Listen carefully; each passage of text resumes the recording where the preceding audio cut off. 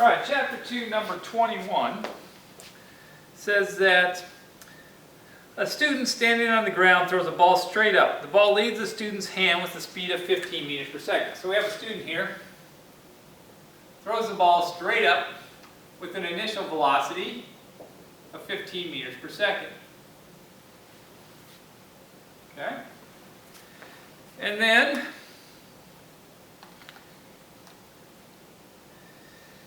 when the hand is 2 meters above the ground, how long is the ball in the air before it hits the ground? Right, so that's the initial velocity. The ball is going to go up like this, it's going to come back down, it's going to hit the ground here. It started at a position 2 meters high. We want to know how long the ball is in the air before it hits the ground. Now, in this case, our acceleration is going to be gravity, which is a constant. We just got to be careful, gravity is going downward, so gravity is going to be a negative value. So the acceleration is going to be equal to negative 9.8 meters per second squared. Okay? So then we have to use one of our equations to figure out how long it takes.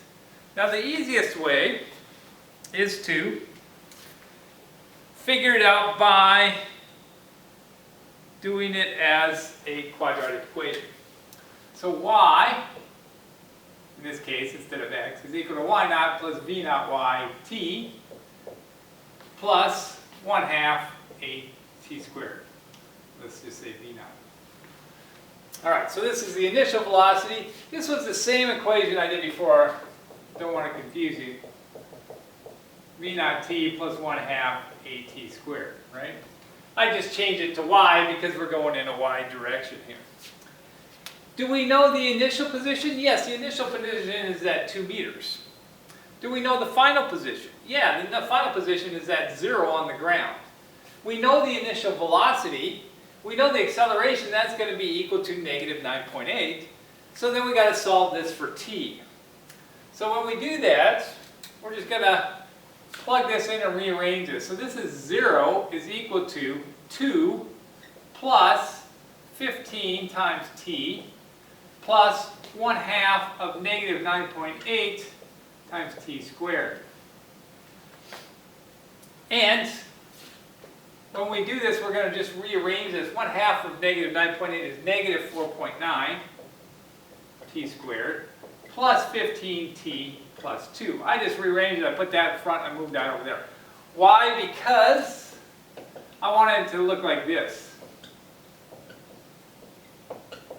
This is the quadratic equation.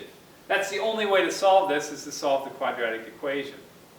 And so if you look up the quadratic equation, hopefully you should have seen it. In fact, I know you've seen it because you've all taken calculus.